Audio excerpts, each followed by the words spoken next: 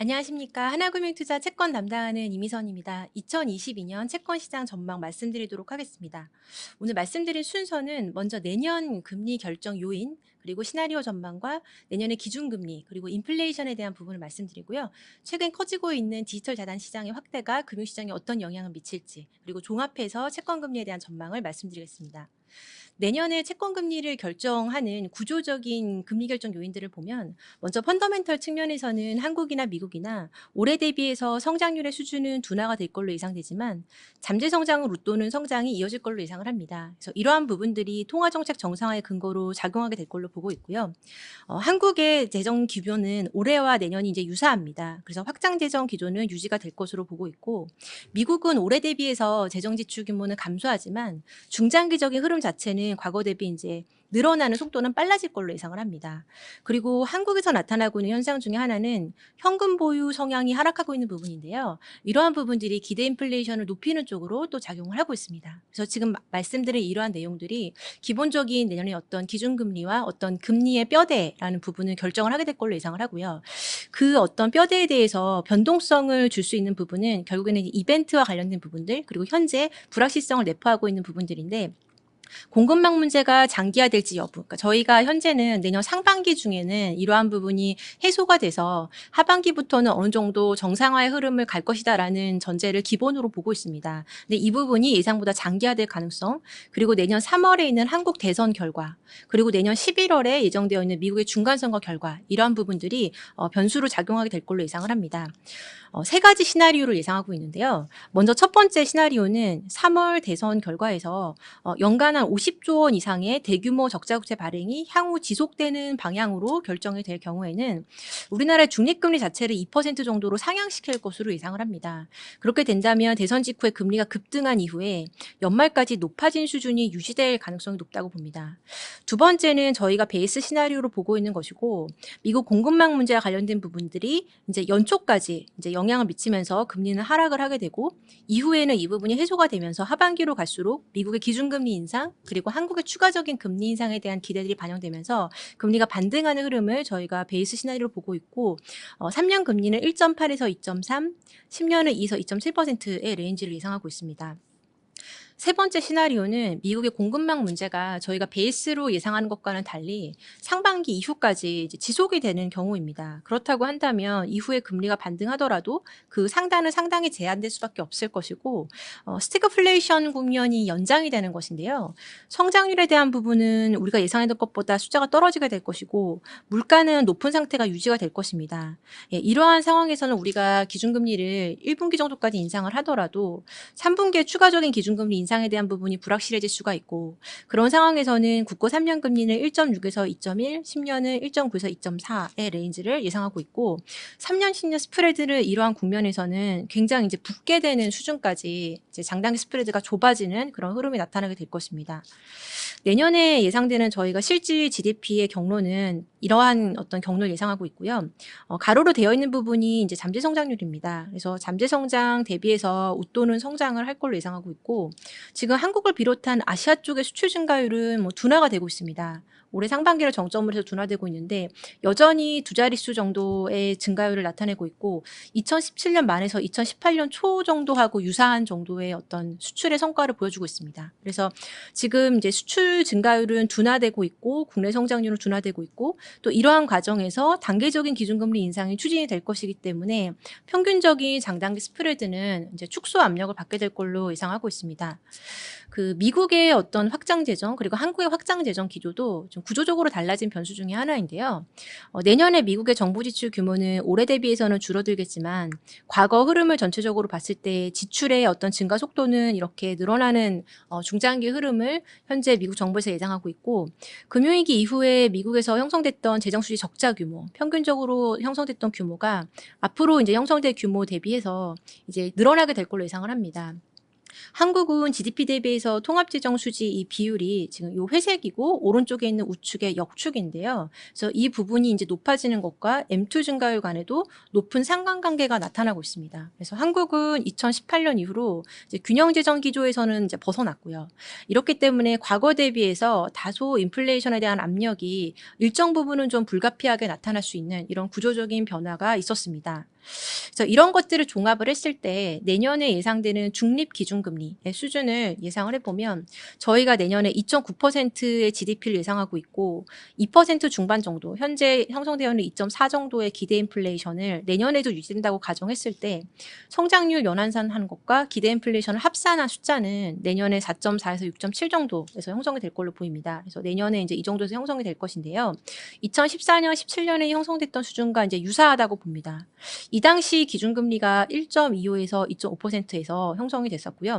그 이후에 현재 좀 고령화 속도도 빨라졌고, 그다음에 부채 증가가 늘어나는 속도도 빨라졌고, 또 잠재 성장률도 떨어졌기 때문에 기준금리의 상단 자체는 그때보다는 낮아졌을 걸로 예상을 해서 1.5에서 2% 정도로 이제 이 어떤 배경을 통해서 추정을 해볼 수 있고, 또 한 가지 어떤 중립 기준금리를 추정할 수 있는 방법 중에 하나는 실질금리를 통해서 추정을 해보는 건데요. 지금 보시는 차트는 국고 3년 금리에서 기대 인플레이션을 차관한 실질 금리입니다. 결국에는 통화 완화의 정도를 줄여나간다라는 것은 실질금리의 마이너스 폭을 축소시켜가는 과정이 될 것입니다. 그래서 2013년에 기준금리 인상을 했을 때, 이 당시에 마이너스 실질금리는 거의 0에 가깝게 이제 줄였었고요. 또 2018년, 19년 같은 경우에는 거의 마이너스 0.3에서 0.4 정도까지 줄이고 더 이상 줄어들지 못했습니다. 그래서 이번에 내년에 인플레이션에 대한 어떤 기대가 뭐 2% 중반 정도, 2.4 정도에서 형성이 된다고 전제를 했을 때 국고 3년 금리가 2.1%라고 한다면 실질 어떤 국고 3년의 금리는 마이너스 0.3%포인트가 정도가 돼서 이 당시와 유사한 수준이 이제 될 것입니다. 18년, 19년과 유사한 수준이 되고 그래서 국고 3년 금리가 2.1%인 것을 정당화시켜줄 기준금리의 수준은 이제 1.5에서 1.75 내외로 예상을 하고 있습니다. 그래서 앞서 봤던 부분과 이번 것을 가지고 추정을 했을 때 저희가 종합적으로는 기준금리를 내년에 2022년에 1.5%까지 인상을 하고 2023년에 1.75까지 더 인상될 거라는 기대가 형성되어 있는 이러한 것을 기본 베이스 시나리오로 예상을 하고 있습니다. 네, 지금 또 인플레이션에 대한 부분이 많이 화두가 되고 있습니다. 미국의 인플레이션이 예상보다 높게 그리고 오래 지속되는 성격을 보이고 있는데 미국의 임금 상승률도 좀 가팔라지고 있고요. 노동력 공급 문제가 심화되고 있는데요. 일부는 구조적인 문제에 기인을 하고 있습니다. 미국의 경제활동 인구는 팬데믹 기준 이후로 해서 300만 명이 좀 감소를 했습니다. 그리고 이렇게 줄어든 부분이 좀처럼 회복이 잘 안 되고 있는데요. 금융위기 때랑은 또 완전히 좀 다른 모습이고요. 50대 정도 연령에서 코비드를 계기로 해서 대규모 인력 구조조정들이 있었고 자발적인 조기 인퇴가 대규모로 발생을 했습니다. 그래서 이렇게 이제 빠져나간 인력들은 고용시장에서 영구적으로 빠져나갔을 가능성이 있고요. 실제로 지금 구직 의사가 있는데 실업 상태인 사람들은 굉장히 빨리 줄어들고 있고 경제활동 인구에서 이제 구직 활동을 하지 않아서 이제 비경제활동 인구가 된 사람들은 이제 급격히 늘어난 모습입니다. 그래서 지금 미국의 가게들의 상황들을 보면 현재 이제 구직 활동을 하지 않아도 되는 가게들이 늘어난 걸로 생각이 되는데요. 미국의 개인 소득은 08년 금융위기와는 다르게 이 당시 금융위기와는 다르게 굉장히 가파르게 증가를 했습니다. 일단 정부에서 대규모로 이제 어떤 지출을 통해서 이전 소득이 늘어난 부분들이 있고요. 그리고 또 복지 지출이 늘어나기도 했고 이런 부분들이 이제 개인 소득에 영향을 주었습니다. 또 근로소득이 최저임금 인상과 함께 이제 높아지기도 했고요. 정부에서 가계에 제공했던 이전 소득 자체도 뭐 금융위기 때와는 비교가 안 될 만큼 이제 굉장히 많아졌습니다. 실업급여 같은 경우에는 9월을 정점으로 해서 대부분 이제 종료가 됐는데요. 아동수당 같은 경우는 현재 지급이 되고 있고 12월까지 계속 지급이 됩니다. 그리고 이 부분을 이제 중장기적으로 계속 영구적으로 지급을 해줘야 된다라는 어떤 주장들도 미국 안에서 논의가 되고 있습니다. 그래서 이러한 것들로 인해서 이제 자발적인 휴직 인구가 늘어났는데 고용시장 입장에서는 노동력 공급을 제한하는 효과가 있을 수 있다고 생각이 됩니다. 지금 미국의 어떤 경제 여건 자체가 1960년대 중후반과 유사하다라는 평가들이 좀 많아지고 있습니다. 당시에 어떤 정부에서의 어떤 슬로건, 복지 지출을 많이 늘리면서 경제 체력 대비 어떤 통화 정책은 완화적으로 가져갔던 그 상황이 현재와 좀 유사한데 60년대 같은 경우에도 중반을 지나면서 GDP 갭률이 플러스로 전환을 합니다. 그러니까 경제가 회복이 됐던 거고요. 그리고 기준금리 인상을 그에 맞춰서 했는데 물가를 감안한 실질금리는 마이너스 폭이 오히려 커지게 됩니다. 그래서 물가를 감안한 실질금리는 그렇게 높지 않았다는 의미가 되고요. 이번에 미국의 GDP 갭률은 올해 3분기를 이제 기점으로 플러스 전환이 됐고 내년에 GDP 플러스 폭은 더 커질 걸로 예상을 합니다. 그리고 기준금리는 현재 마이너스 실질금리가 지금 많이 깊어져 있는 상황이고 하반기부터 점진적으로 금리 인상을 이제 하게 될 것입니다. 그렇다면 이제 상당 기간은 이제 마이너스 실질금리가 유지가 되고 있는 건데요. 60년대 중후반을 이제 기점으로 해서 당시에 미국의 CPI는 1~2%대에서 2에서 4%대로 이제 높아지게 되고요. 이 당시에 물가지수의 기울기 자체가 이렇게 가파르게 높아지는 모습이 나타났습니다. 현재도 미국의 코어 CPI가 3% 후반을 기록하고 있는데 지금 인덱스 자체가 이렇게 고개를 드는 모습이 이제 나타나고 있습니다. 60년대 당시에 미국의 실질 성장률은 8에서 3%대로 이렇게 둔화가 됐습니다. 아주 침체로 간 것도 아니고 이제 성장률이 높이가 낮아졌고 반대로 물가는 3에서 5%로 높아지게 됐습니다. 그래서 지금 상황하고 좀 유사한 점들이 있고요. 이 당시에 어떤 금리의 상황을 보면 5년과 10년 미국 금리는 이제 4%대에서 6%대로 높아지게 됐고요. 10년에서 5년 금리를 차감한 이 장단기 스프레드는 60년대 중반을 기점으로 해서 플러스에서 마이너스로 이제 역전으로 전환이 됐습니다. 그래서 이번 같은 경우에도 미국이 공급망 문제가 생각보다 금방 해결이 안 되고 이 부분이 생산성과 성장률을 떨어뜨리는 쪽으로 작용하면서 인플레이션 압력을 높인다면 이제 장단기 스프레드는 이제 축소되거나 또는 내년 하반기부터는 역전될 가능성이 높다고 봅니다. 그리고 한국도 어느 정도 그러한 흐름을 따라가게 될 걸로 예상을 합니다. 현재 미국의 이제 5년 쪽 물가치에 반영된 물가 기대는 3% 정도로 상당히 높은데요. 5년 뒤 5년 인플레이션 익스펙테이션을 보게 되면 2% 초중반에서 유지가 되고 있습니다. 그래서 연준에서 일부 위원들은 이것을 보면서 이제 중장기 기대 인플레이션이 안정적으로 유지가 되고 있기 때문에 통화 정책을 긴축으로 빠르게 가져갈 필요가 없다라고 이야기를 하고 있기도 한데 이 부분이 계속 안정적으로 갈지에 대해서는 이제 불확실한 부분이 있습니다. 왜냐하면 지금 나오고 있는 단기적인 물가에 대한 기대치가 계속적으로 높게 유지가 된다면 중장기적으로 결국에는 이 기대 인플레이션의 어떤 장기적인 부분도 높아질 가능성이 있기 때문입니다. 그래서 이 부분이 이제 전반적으로 결국에는 상향될 가능성이 높다고 보고 있고 이런 걸 반영했을 때 미국 10년은 2022년 2% 내외로 이렇게 상승하게 될 걸로 예상을 합니다. 네, 그리고 지금 금융시장 안에서는 금융시장 밖에 어떤 디지털 자산 시장이 커지면서 이쪽에서 형성된 유동성이 또 법정화폐 경제 시스템으로 유입되는 이런 현상들이 나타나고 있는데요.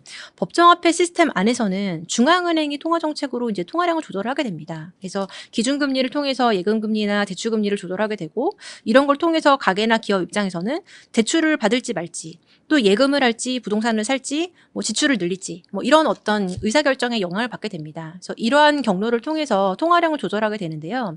현재 이러한 법정 통화 시스템 외에 밖에서 이제 형성되고 있는 어떤 디지털 자산 시장들이 이제 커지고 있고 여기에서 이제 서로 이제 주고받는 거에서 더 이제 나아가서 예금이나 대출까지도 이제 자유롭게 이루어지고 있습니다. 그래서 이러한 디파이 시장의 어떤 총 예치 자산 규모는 올해 연초 대비해서 한 7배 정도 이렇게 성장을 했고요. 그래서 결국에는 더 많은 자금들이 이러한 탈중앙화된 디지털 시장으로 자금이 유입이 된다면 이제 어떤 영향을 미칠지 생각해 보면 결국에는 기존 통화 정책을 통한 통화량 조절 효과는 이제 과거보다는 좀 약화될 가능성이 있습니다. 왜냐하면 이쪽 시장에는 직접적인 영향력을 현재는 주고 있지 않기 때문이고 또 여기에서 형성된 어떤 레버리지와 유동성들이 법정화폐 시스템으로 유입되면서 자산 가격을 높이고 인플레 기대를 자극할 가능성이 있습니다. 그래서 이러한 부분들은 중장기적인 요인으로서 우리나라의 인플레이션에 어떤 영향을 줄 것으로 예상을 합니다. 내년에 채권시장 금리는 그래서 기준금리는 11월 1%로 인상을 하고 내년 1월 중에 1.25%로 그리고 내년 3분기 중에 미국의 금리 인상이 추진될 걸로 예상되는 시점에서 1.5%로 이렇게 인상을 예상하고 있고요. 채권 금리는 앞으로 있을 가파른 기준금리 인상에 대한 경계 이러한 것들이 2021년 하반기 중에 채권 금리 급등 과정에서 대부분 선반영을 했다고 보고 있습니다. 그리고 단기적인 시기에서는 내년 1분기까지는 공급망에 대한 문제가 좀 더 이어지면서 생산성 하락과 성장률 둔화 우려로 반영이 될 걸로 예상을 해서 1분기 정도까지 금리가 하락을 하고 2Q 이후에 공급망 정상화 그리고 미 금리 인상 기대 등으로 채권 금리가 반등하는 이런 흐름을 예상하고 있습니다. 네, 이상으로 2022년 채권시장 전망 발표를 마치도록 하겠습니다. 경청해주신 여러분 감사드립니다.